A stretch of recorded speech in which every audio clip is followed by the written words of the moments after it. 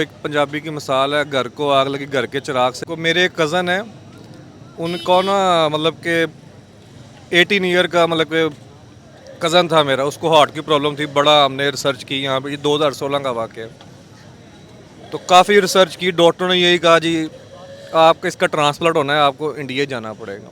तो हम बाकायदा इंडिया में गए, वहाँ पे अच्छे तरीके से उसका ट्रांसप्लांट हुआ। वो अल्हम्दुलिल्लाह कि आप ये देखेंगे जो हार्ट ट्रांसप्लांट है वो अभी तक हमारे मुल्क में नहीं आ सका। हालांकि इंडिया में पता नहीं कब से 2005-06 से चल रहा है। मेरे कज़न और उनकी फैमिली गई थी।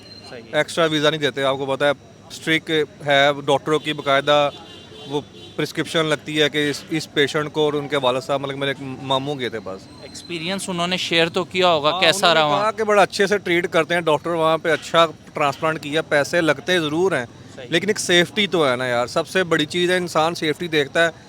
पैसा आज आपके पास है, कल किसी और के पास भी है वैसे उनसे आपका राब्ता? मेरे कज़न से हाँ मिलता रहता हूँ मैं। तो अगर हमने भी अगर उनका करना हो अपने चैनल के तवस्सुल से, या हमने इस एक्सपीरियंस को अगर हमने मतलब रिकॉर्ड करना हो, तो वो आज कर सकते हैं बात? हाँ मैं कह दूंगा उनको, वो आपसे बाकायदा नंबर शेयर कर दूंगा। जी जी। आप उनका कर लीजिए इंटरव्यू, आपको खुद ही वो शेयर कर देंगे कि किस तरह मतलब कि एकदम से उनको बेसिक ना ख़ानदानी ये प्रॉब्लम है उनके, मतलब कि ना उनकी पहले बेटी को थी, लेकिन वो मतलब कि शुक्र है कि वो इधर ही स्टार्टिंग में ही इन्होंने रिकवर कर लिया। इंडिया है ना, वो अपनी स्टडी पे बड़ी, मैं कहता हूँ, रिसर्च करते हैं और वो बाकायदा उसको बेहतर करते हैं, बेहतर।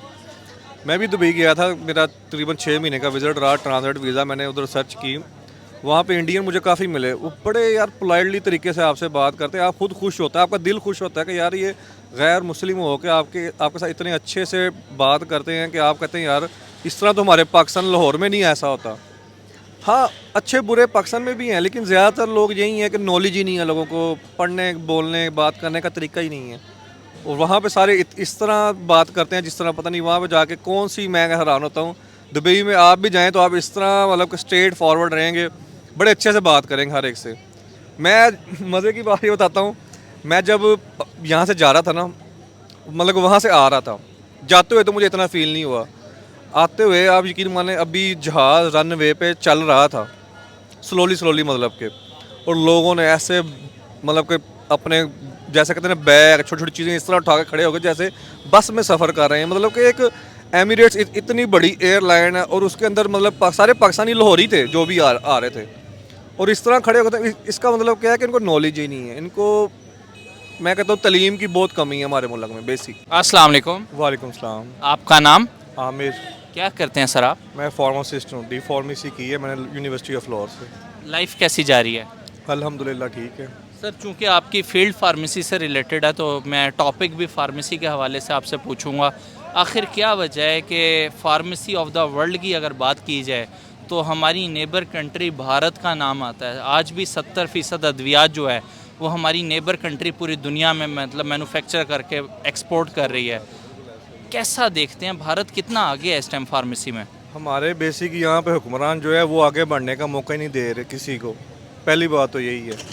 दूसरी बात यह, भारत इसलिए आ गया है क्योंकि वहाँ पे लोगों का इत्तेहाद बहुत है, यहाँ पे लोगों का इत्तेहाद नहीं है, पुलिंग बहुत है, लेग पुलिंग बहुत ज़्यादा है, जिस वजह से कोई लोकल आप फार्मास्यूटिकल उठा के देख लें, वो अगर मेडिसिन निकालता है ना तो उतनी रिक्वायरमेंट उसमें डोज नहीं होती जितनी उस पर अगर 100 mg लिखा है ना, जस्ट जैसे आप निकाल लें पैराडोल, ये उसमें 500 mg पैरासीटामोल होना चाहिए। लोकल जो फार्मास्यूटिकल है उसमें 500 mg पैरासीटामोल डालते ही नहीं है। ठीक है। करप्शन नहीं है हमारे पाकिस्तान में, बेसिक करप्शन बहुत ज़्यादा है। मैंने ये देखा, हर मुल्क में होती है करप्शन, लेकिन यहाँ पे बहुत ज़्यादा है मेरे हिसाब से। तो बस इसी वजह से करंट यही है कि वहाँ पे इसलिए ज़्यादा लोग मतलब कि फार्मास्यूटिकल बहुत आगे जा चुके हैं क्योंकि वहाँ पे हुकूमत बड़ी सपोर्ट करती है, यहाँ की हुकूमत सपोर्ट नहीं करती। यहाँ पे पैसे दो हर चीज़ चलती है, पैसा फेंको तमाशा देखो, वो वाला सीन है यहाँ पे। फार्मेसी में कितना आगे है भारत मौजूदा करंट टाइम में? मेरे हिसाब से तो तकरीबन 70-80% है हमसे आगे। जो मतलब हमारी यूनिवर्सिटी में भी हमें बताया गया है कि यही है, मतलब कि वहाँ पे तो बहुत ज़्यादा रिसर्च बहुत ज़्यादा होती है। यहाँ पे रिसर्च के लिए इतनी मतलब कि कोई पे ही नहीं करता, किसी भी मेडिसिन पे, अद्वियात पे रिसर्च करने के लिए बाकायदा पैसे लगते हैं, इन्वेस्टमेंट लगती है, जो हमारे यहाँ पे लगाती नहीं, गवर्नमेंट देती नहीं है। बेसिक अद्वियात पे भी हुकूमत को चाहिए मेरे हिसाब से, इस पर भी पैसा इन्वेस्ट करना चाहिए। आने वाले दौर में हमारे लिए बड़ी सेफ्टी है मतलब जो इतनी बीमारियां बढ़ रही हैं उसमें हम बहुत पीछे हैं। अभी भी डेंगू वगैरह आ जाए तो कितनी हलाकतें हो जाती बहुत ज़्यादा होती हैं। देख लें अभी तक डेंगू एक नॉर्मल स्टेज है जो मतलब कि इतने सालों से चलती आ रही है। मतलब कि बचपन से सुनते आ रहे हैं जी डेंगू एक मतलब कि मच्छर है, मलेरिया है, फिर बाद में डेंगू आया। मतलब कि 70% जो है ना, मतलब कि मोस्टली गर्मियों में बंदे बीमार होते हैं, फीवर होता है, बच्चे बीमार होते हैं। मतलब उसकी वैक्सीनेशन प्रॉपर नहीं होती। वो जो घरों में आके गलियों में स्प्रे करते हैं वो फेक है सारा। मतलब कि मुझे समझ नहीं आती है क्या चल रहा है। सर कल परसों मैं इसी मार्केट में एक बंदे का इंटरव्यू कर रहा था, उसने कहा मैं भारत 2 दफ़ा गया हूँ। मैं कहा सर खैरियत से गए जाना हुआ आपका? उन्होंने कहा कि मेरा बेटा जो है वो बड़ा बीमार था, तो मैंने यहाँ पे हर हॉस्पिटल को विज़िट किया, तो मुझे बाकायदा पाकिस्तानी डॉक्टर्स ने रिकमेंड किया कि अगर आपने अच्छा ट्रीटमेंट करवाना है। उनका बेटा बेसिकली हार्ट पेशेंट था। मैं भी वही और बताने लगा हाँ, हूँ आपको। मेरे कज़न है, उनको ना मतलब कि 18 ईयर का मतलब कि कज़न था मेरा, उसको हार्ट की प्रॉब्लम थी। बड़ा हमने रिसर्च की यहाँ पे, ये 2016 का वाक़या है। तो काफ़ी रिसर्च की, डॉक्टर ने यही कहा जी आपका इसका ट्रांसप्लांट होना है, आपको इंडिया जाना पड़ेगा। तो हम बाकायदा इंडिया में गए, वहाँ पे अच्छे तरीके से उसका ट्रांसप्लांट हुआ। वो अल्हम्दुलिल्लाह कि आप ये देखेंगे जो हार्ट ट्रांसप्लांट है वो अभी तक हमारे मुल्क में नहीं आ सका। हालांकि इंडिया में पता नहीं कब से 2005-06 से चल रहा है। यहाँ पे मतलब कि 20 साल होंगे तकरीबन, आई थिंक 2023 को देख लें, और 2005 से भी पहले का वहाँ पे ट्रांसप्लांट हो रहा है। सर आप भी गए थे भारत? नहीं, मैं नहीं गया, मेरे कज़न और उनकी फैमिली गई थी। सही एक्स्ट्रा वीज़ा नहीं देते, आपको पता है, स्ट्रिक है डॉक्टरों की बाकायदा।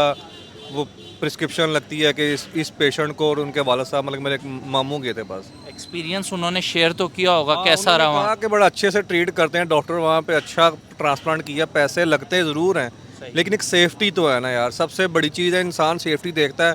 पैसा आज आपके पास है, कल किसी और के पास भी है। पैसा तो आ ही जाता है, लेकिन मैं ये कहता हूँ कि पैसे के साथ साथ भी हुकूमत को इस पर ध्यान देना चाहिए मेरे हिसाब से, मेडिकल शोबों में भी। अब उनकी कैसी तबीयत है? अल्हम्दुलिल्लाह वो सही, यंग मेरी तरह जी रहा है।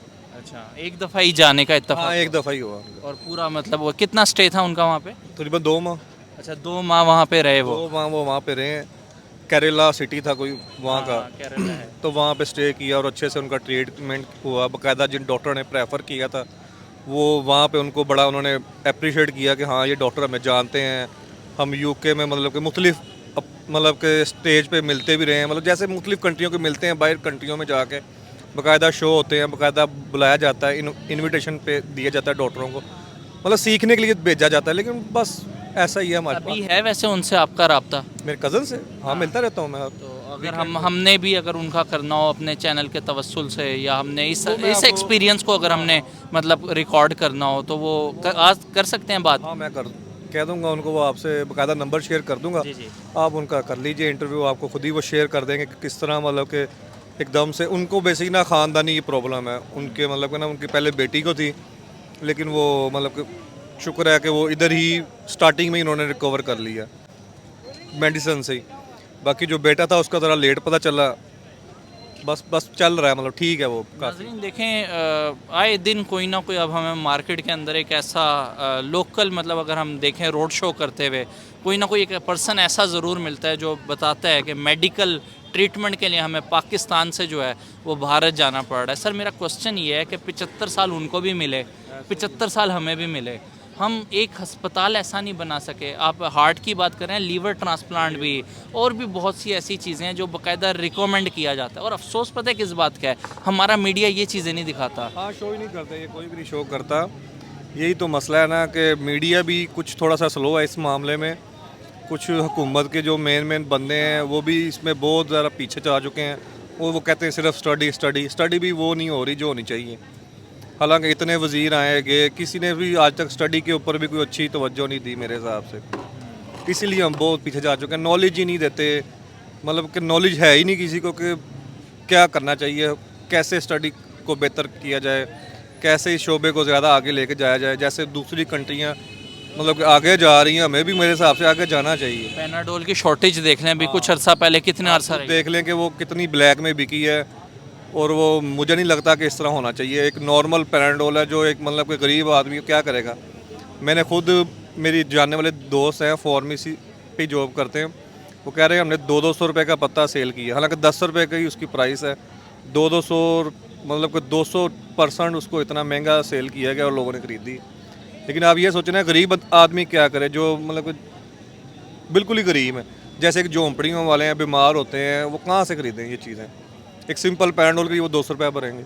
जहाँ भारत पूरी दुनिया में एक्सपोर्ट कर रहा है, वहाँ हम भी क्यों नहीं ले लेते भारत से, अगर सस्ती मिलती हैं, अगर हमारी ज़रूरत पूरी वही बात है ना, बात यही है ना कि हमारे जो हुक्मरान है ना, वो चाहते ही नहीं है कि आपस में मिल मिलाप हो। एक वो पुरानी, मैंने कहते हैं ना, पुराने दौरों की जो लड़ाइयाँ झगड़े, उन्हीं पे ही डिपेंड कर रहे हैं आगे। मतलब कि मेरे हिसाब से इंसान को पुराने जो लड़ाइयाँ झगड़े हैं उनको ख़त्म करके आगे बढ़ना चाहिए मेरे साथ। अगर इमरान खान साहब आए थे ना, तो वो मेरे हिसाब से वो बेहतर करना चाह रहे थे, लेकिन हमारे जो ऊपर सारी मीडिया है, ऊपर जो मेन जो बंदे हैं, वो नहीं आने देते। सर अगर करंट इस टाइम बता दें कि भारत में जो है, अगर आईटी की बात की जाए, बेंगलोर आईटी हब है। अगर हम अमेज़ोन के ऑफिस की बात करें, अमेरिका के बाद सबसे बड़ा ऑफिस जो है वो भारत के अंदर है।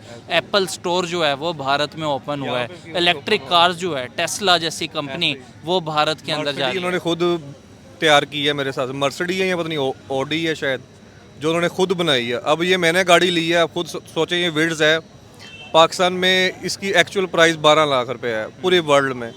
पाकिस्तान में ये इस टाइम 52 लाख रुपए की मिल रही है 4 ग्रेड की, और मतलब कि ना 2018 मॉडल की, 18 मॉडल की हमें 52 लाख रुपए देते हुए बंदे को कितनी तकलीफ होती है कि हमारे मुल्क में इतने टैक्स हैं। जगह टैक्स है, बेसिक टैक्स नहीं है, जगह टैक्स है कि आप ट्रिपल प्राइस दे के गाड़ी खरीद रहे हैं। और दूसरी कंट्री इंडिया में देख लें, मारुति है, आल्टो है, वहाँ पे 4 लाख रुपए की, और हमारे इधर आल्टो देख लें 32 लाख रुपए की। कितना फ़र्क है, ज़मीन आसमान का फ़र्क है।